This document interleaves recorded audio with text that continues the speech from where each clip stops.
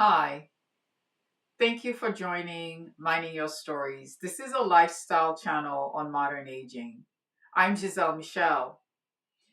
My hope is that together we can help redefine what modern aging looks like by highlighting stories, talking about tips and tools that help to provide you with the means to live boldly at every stage. Today, we're going to be talking to Simone Azevedo, who is a former executive from the biotech industry and has decided to pivot her life. Now, she did this pivot or began this pivot about 6 or so years ago before the world itself decided to pivot. And I hope you find inspiration in her journey and what she has to share with us.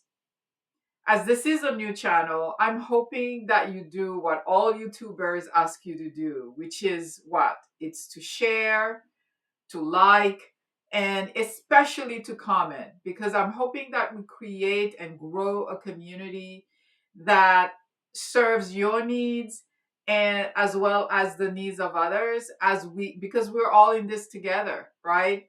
Aging is not for the it is for the bold, I should say. It's not for the timid. And so let us create a channel that enlivens each other, inspires each other, and allows all of us to age boldly at every stage. Thank you. And now let's hear what Simone has to share with us. It's a pleasure to be here. The Simone that I am is part of so many pieces that I'm putting together over time and over the years. And I can say that I was made in the US, but I was born in Brazil, raised there, and then relocated to the US and became a US citizen as well. So as you can see, life goes around and the world is really small if you look from all the perspectives that we have. I also learned that I am multipotentialite, which means that I don't have one thing only that I love and stick with it for the rest of my life. Clearly, I learned this after I went through different changes in my career and my personal life. But I think it's really just the curiosity that I love, and it's part of who I am. So before we delve in what are you doing with is the point of view of your art, or what is your art, or what is those kinds of what influences, etc. I'd love to go a little deeper into say you were in corporate and then you decided there was an interruption, right, in that evolution, and then you decided what? Well, I think the people to understand a little bit, I think we have to talk also about the perceptions, right? So at least where I grew up and how I grew up, there was always this thing of what you're going to do when you grow up. So grandmother wanted me to be a doctor. I want to become a physical therapist. I did neither. So I became a biologist. And as soon as I graduated, I started working in marketing. So I feel like I started shaking things up very early stages of my life. But there's always like this, and then you would go to a company and you would stick with a career there, and better if you could just progress and like a senior executive and so on. Back in the days, we would actually stay for many years in one place. Nowadays, it's very different. And I think that after experimenting a lot, I ended up getting into the biotech space, which was very fulfilling in many ways. And when you have something that is so fulfilling, sometimes this overlaps with the concept of purpose, right? So I thought purpose was to work on the biotech, and particularly with rare genetic diseases. I actually joined Genzyme at one point, and Genzyme, the Cambridge biotech treating rare diseases, started. So there was this very strong identity of work at Genzyme, you are Genzyme, and you are rare diseases. You are part of this. This is your purpose. And so I carried this with me for a very long time.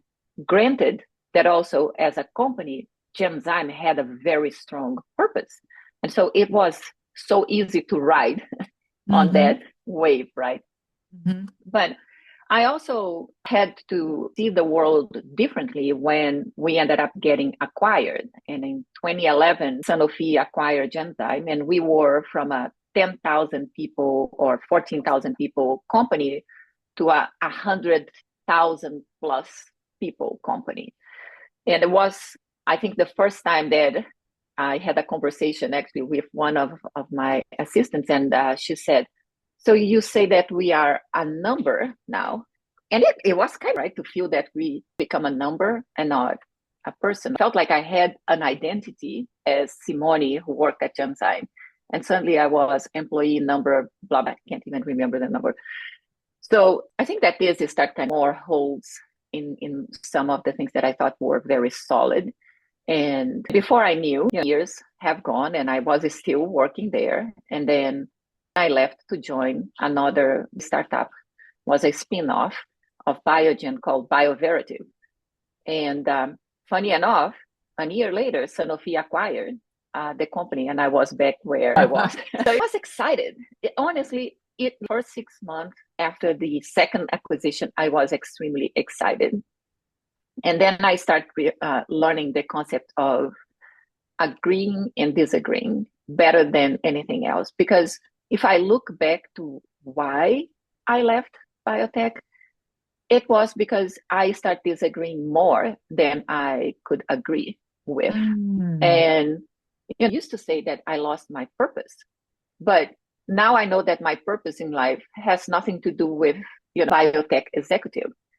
My purpose in life changes a lot as I go and do different things, but my disagreements increased and were not fully aligned with what the company was aiming or even the lack of the vision. So I decided to quit.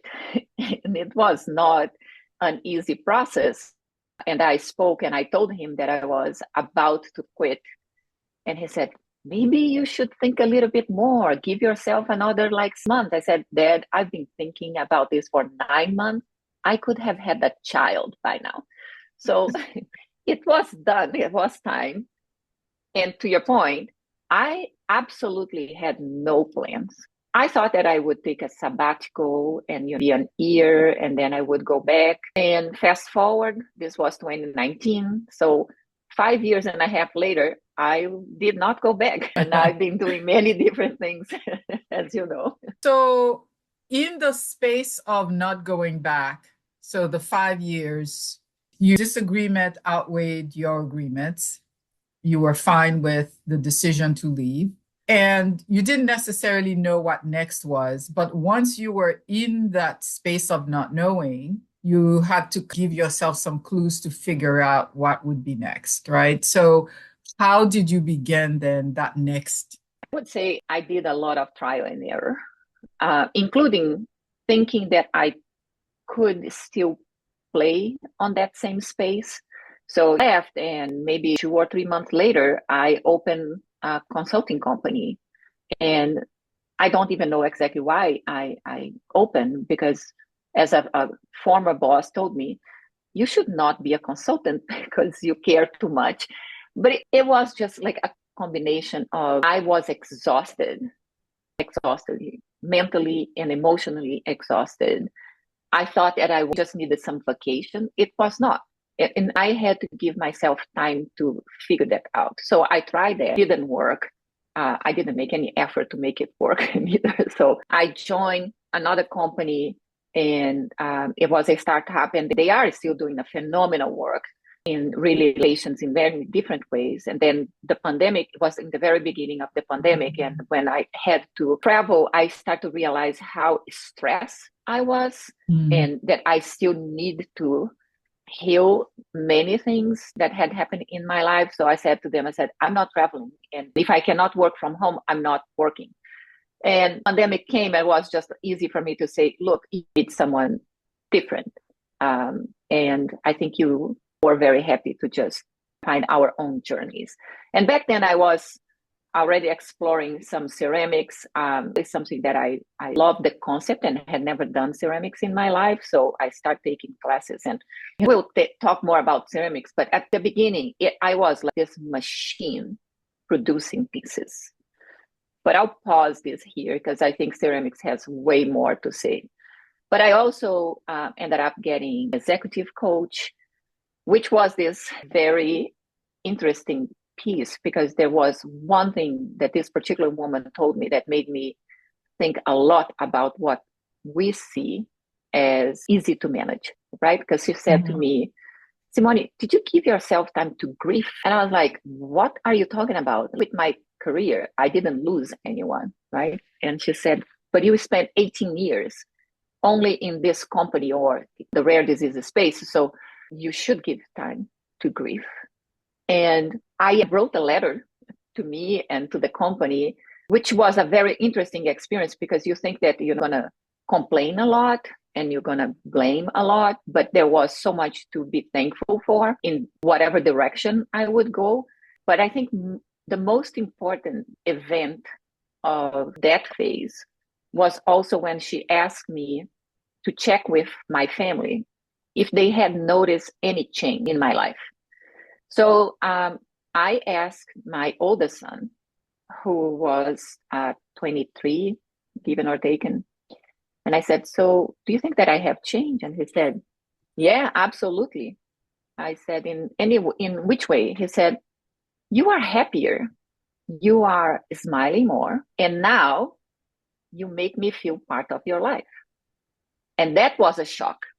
Oh, wow. And you think that I reacted into, I don't know, it wasn't a bullet in my heart, thank Lord, but it was like this pressure, right? It was like, what? He said, no, don't get me wrong. Like, always were around and you knew what you were doing. But now I see you doing. Come to me and you show me a piece of pottery that you are doing, or piece is ready, and you come and ask if I like. So I see you doing things and smiling and celebrating and involving me on this. And that was priceless. That moment really made me think how little we pay attention to our children, even when they are adults, and we take for granted that they know everything about our lives. So that also was a moment that I said, you know what? I want to learn more about my kids' lives and what else can I share with them and learn also from my friends or family members. So I think there was all those that I just decided to embrace, right? Mm-hmm. The pandemic, it was horrible in so many ways, but also gave me the opportunity to explore differently, right? I learned that I was a multipotentialite, that I am a multipotentialite. Sorry, could you explain that for people who may not understand the term? So Emilie Wapnick, she is Canadian. She's a TED Talk speaker, and she has a wonderful book that is How to Be Everything. And I watched the TED Talk, and then I read the book, and then I joined the community. I feel like I'm making advertisement of loss, but it's not. I was very concerned because with my job, and I had done biotech pharmaceutical industry for more than 25 years. And then suddenly like, what the heck I am? What do I want to do? Because I tried consulting, didn't work, and I wasn't happy. I tried joining the other company. I was not happy. I started a digital health company and I was not happy. And so in like, what the heck? And suddenly I'm like, but I'm enjoying ceramics and I am enjoying watercolor classes and I am enjoying my embroidery that I had not even touched for over 25 plus years. So what is that? So it talks about this concept of being a multipotentialite, which is like all trades, like this kind of things. And when many people say, oh, you do nothing, I completely disagree. I do a bunch of things. I am extremely busy and sometimes I don't know actually how I used to work and manage everything that I did, just because the concept of time, it's very different nowadays. Multipotentialite, it's literally like people who like many different things, and they can come in different moments, one each time, or they can come all together and you split your brain. Some people may say, oh, that's ADD. It's not. It may have ADD, but like, how can I explain that I really like ceramics? I really like embroidery. I really like photography, and I really like talking about healthcare. I really like the environment. I really like nature. There's nothing wrong with that, right? It's you make it work for you. It's the usual challenge, and it doesn't really matter if you do 10 or one thing. It's still a challenge, right, to make it work. So that's what a multipotentialite is. So through this idea of grieving, you were able to get to a point where you felt more and more sure where you were, right? That even though what's next is still not clear, where I am is the right place, right? And the idea I'd like to explore is the idea of identity connected with work, right? And that I am the first question, if you go to any assemblage of any sort, is, oh, so what do you do? Right. Yeah. And you shared a story. So in this space of the not knowing, that 5 years where you're evolving, you shared a story that your husband had run into a colleague. Do you want to? So my husband is still in biotech, and he was in one of the biotech events that happened in Cambridge. And he came home and he said, I meet this person, and the person was asking, what do you do now? And I said, oh, and what did you tell the person? And he said, oh, I said that you are retired. I said, I'm not. And he looked at me, oh, I'm not retired. And he's like, well, then what do you do? And this is my husband, right? He's with me all the time, works from home. He sees what I do. Said, I'm an artist, but Simone above all. So you don't have to explain what do I do to people and say that I retire because I don't have a paycheck. And so, which led to a great conversation, by the way. I didn't open the whole thing when we spoke, but it was very funny because I think identity is so strongly connected to where you are in terms of physical space rather than anything else, right? So when you are in school, it's like, oh, we go to the same school, right? My elementary school is there. And then you are that high school, and then you are that college, and then you become alumni of those things, still connected. Then you start your career, and then you are the director of in that place. You stop existing as an individual. You always carry, a business card before you are a person. So I spend enough time, not enough, it's never enough, even to understand who I am as a person, because I grew up in a family that was so different in so many ways as well. And then I moved to a different country. My whole family still lives in Brazil. So how you piece all those things together, it's not the business cards that I have. And at one point, I actually took a picture of a bunch of business cards and showing career progression and so on. And it still has nothing to do with who I am. They were part of my journey, but I think we all could benefit more if we actually learn the concept of time.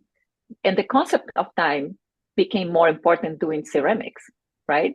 The sense of urgency changes completely when you have to your hands in clay and say, I want this clay to be this. But I'll pause here in case you want to explore more the identity before we get into that.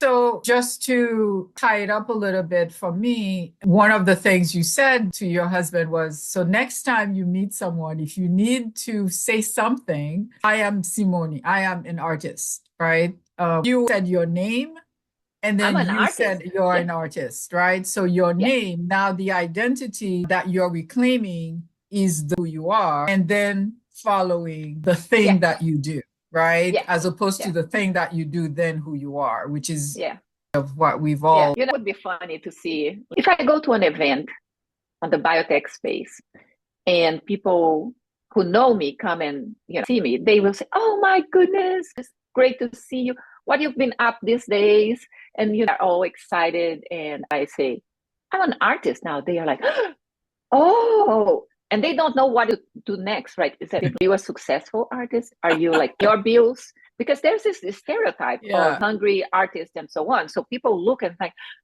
and then many of them say, oh, but I thought that you were retired. I'm not. I can't even officially retire in this country. So no, I'm not retired. I'm just not working for a corporation, which is this. And then people start away from you. The conversation suddenly becomes a vague thing that they don't know how to carry, right?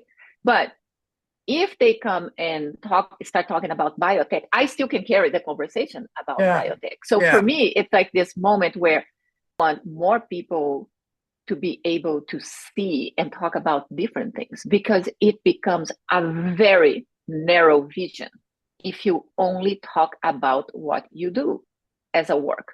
I learned this over time, right? And my world has expanded in a way that it's weird to think. Just because I start saying, oh, how is that? Right? To many things that I didn't know, or to even things that I thought were true, I would say, well, tell me more. Yeah, yeah. Go back to connect. So the idea of grieving and identity, how were important for you to find a way to talk about now what you did and who you were becoming? And in other words, I'm not this executive from X, Y, and Z, but I'm now this artist. Is that it was awkward, to say the least, right? It's like really lost, like, biotech executive, then who the heck I am? It was this almost like moment, maybe it is actually how baby feels when they cut the umbilical cord, right? So they were like typing for 9 months and you were growing there. That's the world that you knew. And then suddenly it's like, go and leave. Maybe that was it. Then I'm going to actually start celebrating my rebirth. I like this concept because it was this. It was, I had no idea who I was anymore. I was trying to learn everything. It's baby, right? So I was fed with curiosity, with, stories with me or opportunities to do something different. And it's still like this guilty feeling, right? It's like, be like getting up. But what are the example that I'm going to give to my children if I am not working hard to pay my bills and so on? Well, I work really, really. I still pay every single bill.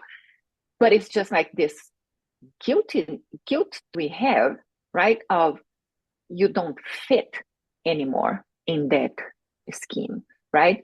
And it really doesn't help that many people, and it's gonna try to make this nice, many people that you thought were great friends or very good colleagues, for you, absolutely disappear from your life.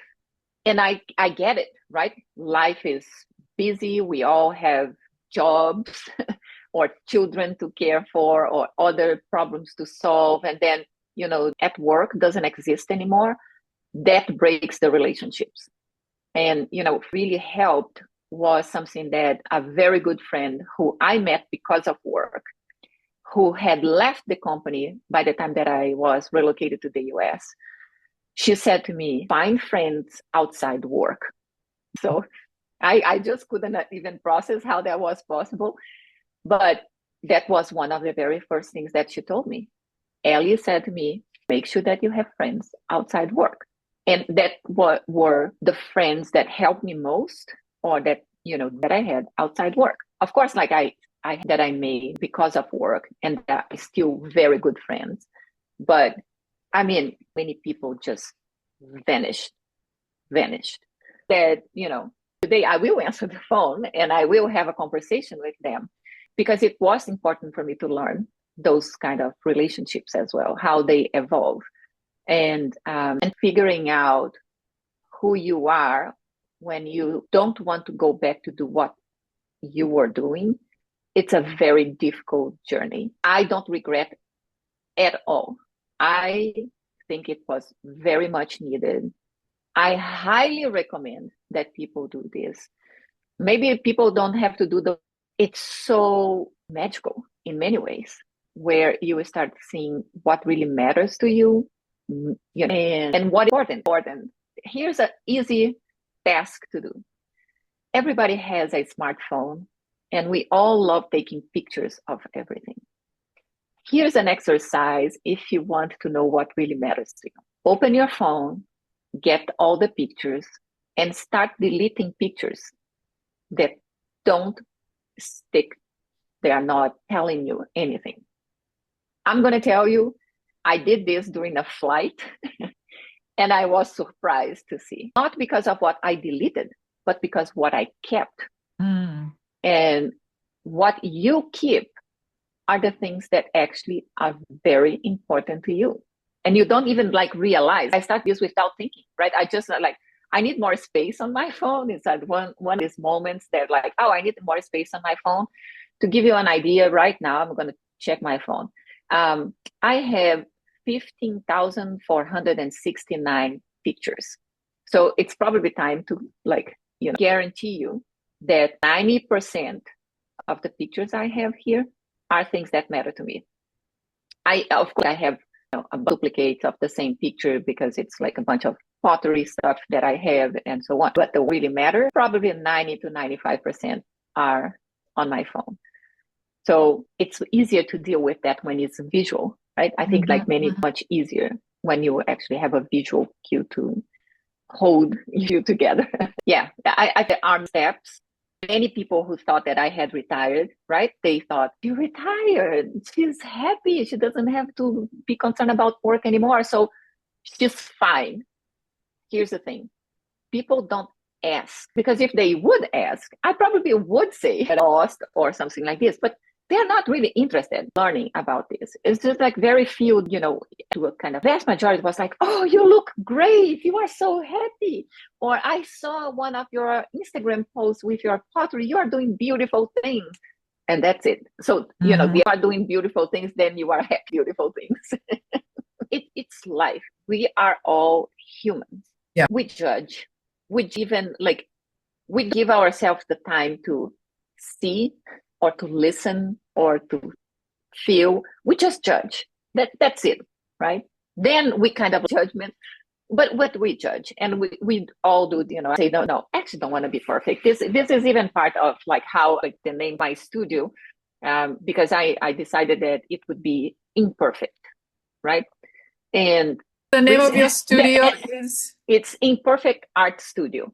And I promote like the much as I should, because at one point it was part of this, like, want to promote imperfection. Like people do imperfection, right? But what people don't understand or don't, like, as I said, like we even stop to think, right? And this happened very recently. Like my little tent with my table selling pottery. Like I imagine myself doing something like this, and we should definitely talk about this. It's a very humble experience when you expose yourself there. But anyway, so almost towards the end, this man, like an older man, comes and he pauses and he looks at the studio and he's like, I said, yeah. And he's kind of strange. Why would you sell imperfect? Why someone would buy imperfect art? I had a friend who also had a company in aviation, and he said that the friend named the aviation company something very odd to his taste, almost like, Paul, right? And I said, yeah, but you thought that imperfect also means I'm perfect? And he paused. Kudos to him. He listened to what I was saying. And he really said, never thought from this perspective. You are absolutely right. And, like the logo has the I am in green and perfect in orange. So if you kind of sign perfect, but written all together, we put too much pressure on us to be perfect. Like everything has to be perfect. Everything has to be neat. Everything has to be organized and so on. But there's so much more. Like who say that they are perfect, right? And how many times you buy a product and they said, oh, great. But there's always something a little bit here and there. And we are willing to accept these little comments that reviewers give, but we want to be perfect. It's like the whole thing. There's so much more. When people look at your pieces, at this bowl, for example, one of the things that I remember thinking about is, oh my goodness, they look like pieces you find through an archaeological dig, right? That they look ancient, they look both delicate and strong. And you mentioned this Japanese art. The concept of The wabi-sabi. Yes, and that there is the imperfection is It's to built in embrace, yeah, yeah. And intentional in a way, because there's a connection to life in that, right? Because life is imperfect, and the creation of art in and the pieces. Yeah, no, for me, when I start doing ceramics, as I said, like I done a ceramic class before. I think when I was 8 years old, given or taken, to the farm, my family farm in Brazil, and we have a friend who is a ceramist, and she's on her 80s, and she still works with ceramics and teaches classes and so forth. But it's like back to a childhood. You play with mud, right? You jump in and splash water and get dirt and so on. So, but was like 8 years old, and then fast forward take a class of ceramic, and I had absolutely no experience. And the teacher said, "Oh, we're going to build this vase," and I was like, "What the heck am I supposed to do with this vase here?" But things that I have to use my hands. I always liked doing things with my hands. So it was not super complicated for me to deal with the clay. But the concept of building something in clay, it was very a lot of anxiety in the beginning, I must say, because the first class, it was a 3 hours class, and there was no way that I would finish that piece, particularly that she was teaching, in 3 hours. And then I'm like, and then what? Then I walk and come back next week for the second class, and this whole thing will be dried, and I cannot work on it anymore. And she's like, "Oh no, get a piece of plastic and wrap the piece of pause the time." It's like this, if you don't know what you are doing, it doesn't make much sense. But that's exactly what happened. Wrapped in plastic, put on the shelf, and the week after, I was there, and I could just pick up from where it was left. I was like, I was still very afraid of clay, right? I was like, the clay that I want. Like once I learned over time that until it's fired, you can actually do whatever you want with the clay, even if it's bone dry, as we call, before you fire it. You can just recycle. You just like put in a bucket with water, and then clay goes back to you was before. And there's so many ways to rework the clay. But I wanted that construction to be perfect, right? I wanted to do in one way and get it done and walk away, as it's like how I spent to work. You get it done right, and you move to the next. That's like how at the beginning, ceramic was this. I was pottery machine, I would say. I did so many pieces. I did things that I absolutely loved, and I have pieces that I absolutely hate or didn't care whatsoever. And I'm appreciating the process. And that, for me, the beauty, and that's what and I try to explain this to people, even if it's just a workshop. It's like the beauty of respecting time. Because there is so much about pottery that you can translate to your life in so many ways, and particularly in the corporate world, you basically can freeze time, right? But you can't really accelerate what we used to think that we had to live our lives. Like, make it break, will make a weaker piece. It will not work. Are significant consequences if you try to accelerate, but much less consequences actually if you just take time. It's like people who build gigantic pieces, they have to wait months and months before they can even fire. Because if you just put there before it's completely dry, heating up, the water trapped inside will become a vapor and will try to find a way to escape, and it can explode the whole piece. So you don't want this to happen. So when you think about life, it's a little bit like this, right? So you need to know exactly the right moment to the next step. And you have to be patient until actually it goes through the whole process. Like if a piece of clay in the kiln oven that we use to cook the clay, right? When you put there and you say, I want this to be fired on the temperature, let's say con 04, that is around 1900 degrees Fahrenheit. you can't just be like, I'm going to just go faster. You can go faster. There are cycles that you can go fast, but you increase the chances to break that, right? And also, if you want to then cool faster, if you open too soon, it will also crack. It could crack. But there's also other techniques that then you use as a different thing that you take from the kiln and put in a big bucket, and but then it's a different clay, it's a different process, and had to go through the process anyways. So you really have to be mindful of that. And for me, that was the moment that start appreciating those moments, because I didn't want anymore to do the perfect piece. I started realizing that the piece has something to say. And the perfect mug, go to IKEA, go to Target and buy a generic one. But if you want something unique, buy from a ceramist who actually put their time and their effort to make something. And as much as they make things identical, they all have a little thing on them, right? It could be the signature that is different. It could be a little bump in one of them. It could be just the way that you hold. So there's a story behind that. And I think that this is the beauty of what we can learn. The same thing is like to clay. I'm saying clay has memory. Like the clay memory, right? Well, it turns out that actually, of a memory.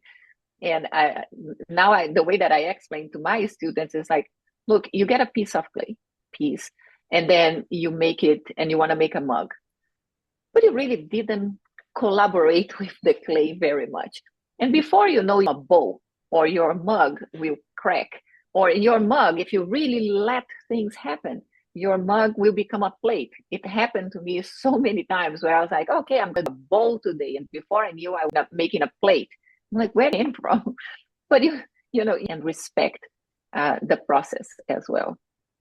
The other theme that plays out in your art and specifically that you've spoken about is the idea of identity, right? You started talking about today that you are part of so many pieces that you're trying to put together those pieces now. The expression of that, I would imagine, is through your art. Could you talk a little bit about that? Yeah. I was born in a family that had, I feel like, the two ends of the spectrum in many ways, right? So one side of my family was relatively wealthy. The other came from a very poor background. And suddenly, middle, I was born in the middle of this. My mother was very political. So, dictatorship in Brazil. And my mom was the first woman to run for a governor after the end of the dictatorship in the country. So I never really paid attention to all those pieces that are part of who I am today. I'm 100% sure that I, comply with the expectations in many ways. With what I learned over time is also that many times either I would comply with the expectations or I would feel lonely, right? So you want to always fit in to be able to do that. So fast forward that I thought I knew who I was because of the job, and then who the heck I am, you start realizing that you fulfilled your mission, right? Like I this is one part that now makes more sense than ever, is like when I back to my career on the rare diseases, what I did, I fulfilled my mission in that space. If I would go back to the rare disease space or the biotech today, I could, but it has to be a very different role. It's that one, it's like what I had to give, right? So, and part of the thing is like, I didn't back because I don't know today what I can give to that space, right? Maybe I would be like a president in a biotech, which I would have the time of my life, most likely. I feel like if I had not gone through this journey, I probably would have a hard time trying to fully understand this. Today is like, where do I sign to start this, right? Which, by the way, I sincerely hope that, to this conversation and so on, this will instigate them to think really like what we call out of the box. And God knows sometimes you have to be in the box to see outside the box. But this growth that I feel like this is what I'm doing, like this, also this. There's in our careers that we don't have to be the aim to be the CEO. You actually have to be the advisor to the CEO. More than ever, we get to a certain age that we are not the ones that will be doing. We need to be the one sharing experiences, teaching, helping, connecting, like role play here, building bridges. That's like how I feel nowadays. It's like this intergeneration sort of world. Aren't we in the age where we still take care of the kids and take care of our parents, right? The next phase should be like, okay, now I apply this in the real world. Yeah, again, this is about aging boldly, modern aging. Again, redefining that for ourselves, right? Because everyone has their own unique journey in that space. And my hope is to give people permission to just explore what that journey might look like for them, right? Yeah. And as you said before, to go out of the box, to think out of the box, even if it's a little scary. But there are some things that we have learned sort of just from the past, from experience, that I think, frankly, are worthwhile revisiting. And during our conversation the last time, you were talking about a Hindu, that phase, the 25. Do you touch on that a little bit? Yeah. So I read this book. It's called From Strength to Strength, and the author is Arthur C. Brooks. And I read the book. It was very funny because he talks about how in 2019 he decided to quit his job to write the book. And in 2019 was when I quit my job. And I wish his book was already available when I quit my job. But, nevertheless, there's this concept he shared. It's in India religion. It talks about like 4 of life. They believe that we all have, of 25 years each. And basically the first one is almost like born, and you are discovering the world, then you are experimenting everything, and you are like super so on, and, way to kind of the phase of growth, which is, and I'm quoting the wrong phases here, but that's how I kept in my head. But, phase, which, like getting married, you have children and you have a job and your career is hopefully growing as well, and so on. And then you hit the 50s and comes the third phase. And it's the phase that you actually learn new skills, or that you actually start sharing what you know. And the stories that really like stuck is even like the right. So apparently there was the son of Bach, who at one point also became very famous. But the one that we all know and remember was the father, because at one point in his career, he was no longer playing and, wonderful concerts, but he was teaching. He was the only person who could actually teach people how to write music as he did. And that's what he did. And his son was forgotten, but the father became the famous Bach, right? And then and of course, the fourth phase, which they call like where, it's a different level of connection with the universe and so on. And of course, like not us will get to all the phases, but it really made so much sense to me when I was reading the book of and all kinds of things and so on. And then suddenly it's like, oh no, now I pause and, what else out there? Like how to use my skills as, to run an artist studio. I could, right? So there's so much behind this view or this way of seeing life that I really appreciate the opportunity to think more about it, right?